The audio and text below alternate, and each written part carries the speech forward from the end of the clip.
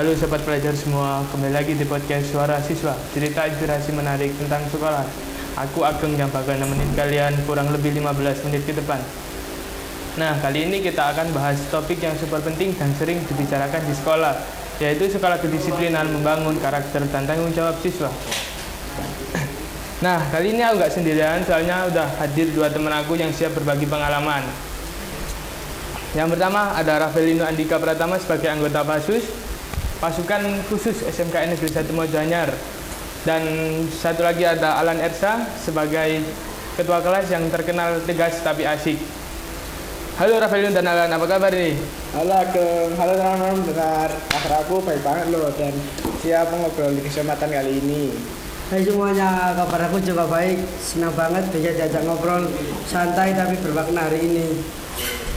Oke, langsung saja masuk pertanyaan ya Mas. Oke, sekarang kan lagi banyaknya sekolah yang menerapkan sekolah kedisiplinan. Menurut kalian, kedisiplinan buat siswa itu semacam apa sih? Menurutku disiplin itu kunci dari segala hal. Sebagai anggota PASUS, aku sering lihat di saat kedisiplinan itu sebagai hal utama di sekolah kedisiplinan. Seperti kita harus datang tepat waktu, mentaati aturan yang ada di sekolah. Itu yang paling dasar di disiplin. Bener banget, sebagai ketua kelas aku juga ngerasain kalau kelas jadi lebih nyaman kalau semua siswa lebih disiplin. Itu bikin waktu belajar gak terbuang percuma. Setuju. Disiplin itu bukan cuman buat terlihat tertib, tapi juga buat kita bisa berkembang bareng-bareng ya. Tapi jujur aja nih, pasti ada tantangan dong buat menjaga kedisiplinan di sekolah. Menurut kalian, apa sih tantangan yang paling terasa? Kalau dari aku, tantangan terbesarnya itu adalah konsisten. Banyak yang semangat di awal tapi di akhir mulai kendor. Misalnya minggu pertama datang tepat waktu, terus minggu selanjutnya udah mulai telat lagi. Setuju banget, kadang-kadang teman mikir itu kedisiplinan harus menurut pada guru, tapi itu bukan soal menurut pada guru, tapi tentang diri sendirinya. Iya benar banget, kalau siswa sadar maka akan bertahan lebih lama. Oh ya. Oke, kalau ngomongin manfaat disiplin itu ngasih manfaat yang kayak gimana? Menurut kalian, manfaat paling terasa dari disiplin itu apa? Kalau menurutku disiplin itu bikin kita lebih tanggung jawab dan mandiri. Misal datang tepat waktu dan ngerjain tugas sesuai jadwalnya, itu bikin kita lebih siap untuk menghadapi dunia kerja nantinya. Selain itu, disiplin juga bikin kita lebih dipercaya, otomatis orang yang bakal lebih menghargai kita. Setuju banget. Jadi disiplin itu bukan cuma tentang aturan, tapi juga investasi buat kita di masa depan. Dan kalau di sekolah kita sendiri kan sudah ada penerapan disiplin itu. Apakah sudah ada contoh nyata dari penerapan disiplin tersebut? Ada banget Ageng, contohnya dari upacara dan apel pagi. Jadi semua siswa setiap hari Senin, hari Kamis itu ke lapangan untuk mengikuti upacara dan apel pagi dengan menggunakan atribut lengkap. Dan juga di gerbang juga ada Bapak Ibu guru yang menyambut semua siswa-siswinya. Dari situ juga kelihatan siapa yang udah disiplin dan yang masih perlu dibimbing. Iya betul banget. Terus dari PASUS kita punya jadwal keliling untuk ngecek tiap kelas tentang kerapian atau kedisiplinan, supaya di kelas itu nggak cuman sakar dewe lah bahasa-bahasanya. Oh, keren. Jadi bukan cuma soal aturan juga, tapi budaya ya.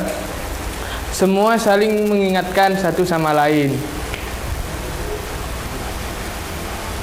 Iya, dan yang paling aku suka tuh kalau semua siswa udah terbiasa, misal piket kelas yang piket kelas tanpa disuruh dan antri di kantin dengan tertib. Nah itu dia, kadang disiplin nggak harus dari hal yang besar, cukup dari hal yang kecil, hal kecil yang sering kita lakukan setiap hari. Nah itu tadi contoh kedisiplinan yang ada di lingkungan sekolah. Nah sekarang aku mau bertanya kepada Alan nih, kan Alan selaku ketua kelas. Alan, apakah saya boleh bertanya? Boleh. Nah contoh kedisiplinan yang ada di dalam kelas itu kayak gimana? Kan kamu selaku ketua kelas. Nah kalau menurut aku ketua kelas itu kan kayak pemimpin yang berkuasa di dalam kelas gitu. Ada banget Ageng. Contohnya itu tidak bermain HP saat guru menjelaskan. Kedua, tidak memakai topi di dalam kelas. Ketiga, melepas sepatu dan ditaruh di depan kelas supaya kelas tidak kotor dan bersih. Itu bikin kita lebih nyaman untuk belajar. Yang keempat, menjalankan piket tanpa disuruh. Itu bikin kita lebih disiplin untuk menghadapi dunia kerja. Oh, berarti menurut Alan cuma 4 ya? Ya. Nah, kalau sekarang aku mau bertanya kepada Ravelino. Ravelino kan seorang anggota PASUS, pasukan khusus gitu. Berarti Ravelino contoh tugas PASUS itu kayak apa? Tugas disiplin lah maksudnya. Tugas PASUS itu biasanya itu disiplinkan siswa. Saat di depan gerbang biasanya ada yang nyuruh topi silakan dibuka. Itu kita mengecek rambut. Apakah sudah sesuai SOP apa enggak gitu? Ya, biasanya gitu. Iya. Sama atribut, kelengkapan atribut itu biasanya kan ada yang nggak bawain polet gitu. Kita tindak dan kita ajak ngobrol supaya kita mengulanginya lagi lah, biar tetap disiplin untuk depannya. Sudah? Dari Rafael cuma itu aja? Ya. Oke. Nah, itu tadi yang bisa dijelaskan oleh Ravelino dan Alan tentang kedisiplinan yang ada di area sekolah, di dalam kelas, dan contoh kedisiplinan yang ada di PASUS lah. Nah, sekarang aku mau lanjut ke segmen berikutnya, yaitu tentang tanggung jawab. Nah, Ravelino dan Alan, apakah boleh aku bertanya tentang tanggung jawab? Boleh. Boleh ya? Boleh. Dasar dulu nih. Menurut kalian berdua, tanggung jawab itu kayak gimana sih?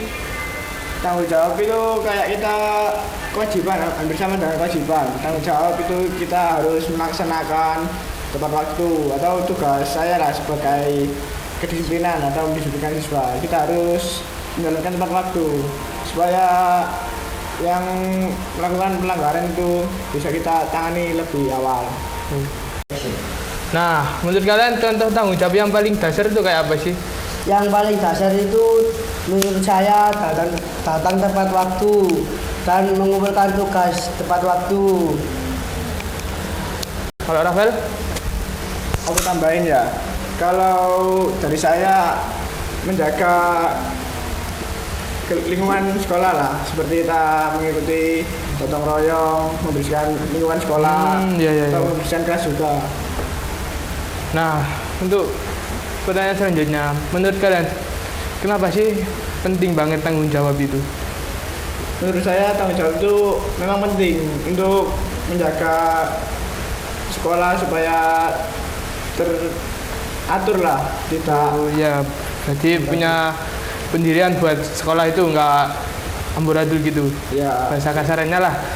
supaya nilai akreditasi di sekolah kita menjadi A.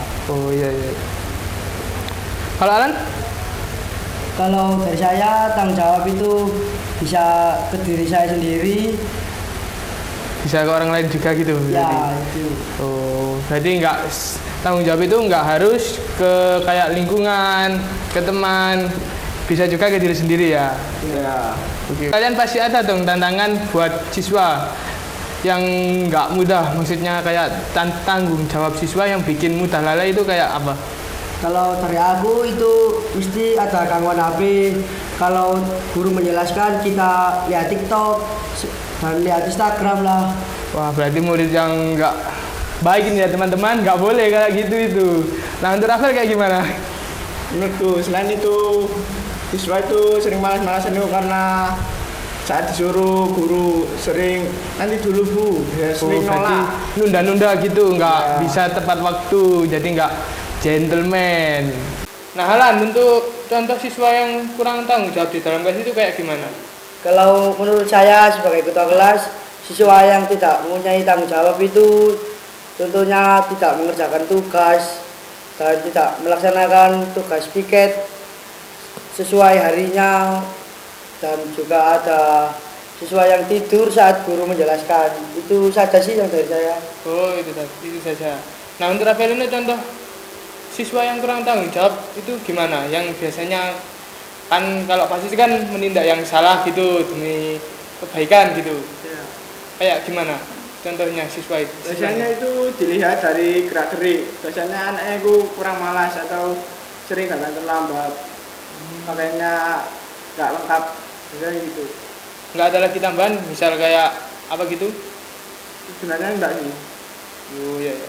Nah, Alan, untuk mengatasi siswa yang kayak gitu itu gimana? Kan kamu sebagai ketua kelas, kan misal kayak memberi arahan apa gitu. Ya, kalau menurut saya cara mengatasinya itu dibilangi lah mereka supaya tidak mengulangi lagi, dan biar jadi pribadi yang disiplin. Nah, untuk Rafael kayak gimana cara mengatasinya? Cara mengatasinya itu guru-guru mengadakan juru pelanggaran. Jika kena 1 kali pelanggaran itu peringatan, 2 kali pelanggaran bagi orang tua, jika 3 kali maka akan ditindak lebih lanjut. Oh, berarti cuma itu aja ya yang bisa kamu kasih tahu ke Iya. penonton. Nah, untuk melatih tanggung jawab itu kayak gimana? Cara melatih tanggung jawab lah dari misalkan hal kecil ke hal yang lebih besar gitu untuk Alan. Kalau dari saya itu biasanya teman-teman saya Apa? Kayak apa? Saya suruh ngerjain PR tepat ya waktu. saya suruh mengerjain PR tepat waktu dan juga menjaga kebersihan kelas, terutama bangku sendiri sih biasanya itu lebih kotor. Iya. Dan juga bisa mengambil peran kelompok, bisa diajak diskusi lah. Jadi lebih tahulah tanggung jawab itu kayak gimana gitu. Ya, Nah, kalau untuk Rafael cara melatih tanggung jawab dari hal yang kecil buat siswa kalau di lingkungan sekolah itu misal kayak apa aja? Seperti itu, datang tepat waktu, menjaga mentaati aturannya di sekolah, seperti kedisiplinan ya di sekolah, supaya yang melihat kita itu kagum lah kalau kita disiplin. Nah, untuk disiplin yang dimaksud itu apa? Disiplin dari segi seragam apa dari apa aja? Dari segi penampilan yaitu rambut Harus. kuku. Kalau rambut ukurannya berapa? biasanya ukurannya itu 321. Oh, berarti 3 itu atas, Ya 3 atas, 2 samping, 1 bawah. Ya, biasanya gitu. Nah, untuk ada lagi tambahan misal kayak atribut-atribut lainnya. Atribut biasanya itu kayak impolet, dasi, sapu, sama kaos kaki gitu. Itu harus sesuai juga ya. Sesuai hari. Nah, ada tambahan lagi misal kayak Mungkin itu saja sih.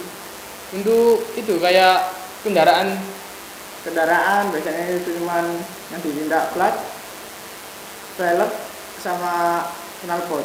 itu harus Iya. sesuai standar pabrik ya, nggak boleh kayak terlalu dimodif gitu. Iya, supaya saat di luar sekolah atau di jalan raya kan Ya. nggak mungkin ketilang polisi kan. Nama Ya. sekolah tidak jelek. Nggak tercoreng gitu, berarti biar nambah baiklah nama sekolah Ya. dengan menaati aturan tersebut gitu. Ya, betul banget.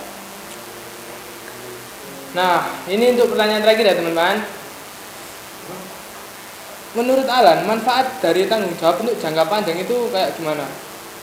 kalau dari aku manfaat tanggung jawab itu bikin kita lebih siap, dan kita juga bisa mengakui mana yang salah dan mana yang benar. Itu juga bikin kita lebih siap untuk terjun langsung ke masyarakat yang lebih besar. Jadi udah tahu ya artinya itu. Ya, Nah, kalau untuk Rafael kayak gimana menurut Rafael? Menurutku jangka Tanggung panjang itu seperti kita melakukan hal itu ya. Kayak Kita apa? dipandang oleh siswa itu bagus lah. Berarti ibaratnya kayak menanam dari hal yang kecil dulu Itu supaya supaya tumbuh gitu. untuk Tumbuh yang perlahan lah untuk masa depan kita sendiri Iya. gitu. berkembang dari hal kecil sampai hal besar. Jadi teman-teman itu saja yang bisa disampaikan Rafael dan Alan tentang apa arti kedisiplinan dan tanggung jawab buat siswa. Nah, sobat pelajar udah Hari ini kita nggak kerasa sudah sampai di penghujung acara. Sebelum aku tutup podcast ini, aku mau minta pesan-pesan dari teman-teman, dari Rafaelin dan Alan. Boleh nggak? Boleh. Nah, untuk Alan apa pesan-pesan? Kalau dari aku pesan-pesan itu adalah jangan nunggu disuruh baru disiplin. Ingat, orang yang paling sukses itu bukan orang yang paling pintar, tapi orang yang paling konsisten. Nah, untuk Rafaelino? Pesan dari aku sederhana saja. Jangan selalu melanggar disiplin atau jangan sering melanggar aturan yang ada di sekolah. Wah, keren banget tuh pesan-pesan dari teman-teman kita ya sobat-sobat. Yuk mulai sekarang biasakan disiplin dari hal yang kecil-kecil dulu. Nah, sobat pacar, itu dia obrolan seru dari aku sebagai host Ageng dan dua narasumber yaitu Rafaelino dan Alan yang sudah berbagi pengalaman tentang kedisiplinan di sekolah. Terima kasih buat Rafaelino dan Alan. Ya. Ya, sama-sama. Sampai jumpa di episode selanjutnya. Tetap semangat, tetap disiplin dan terus berprestasi.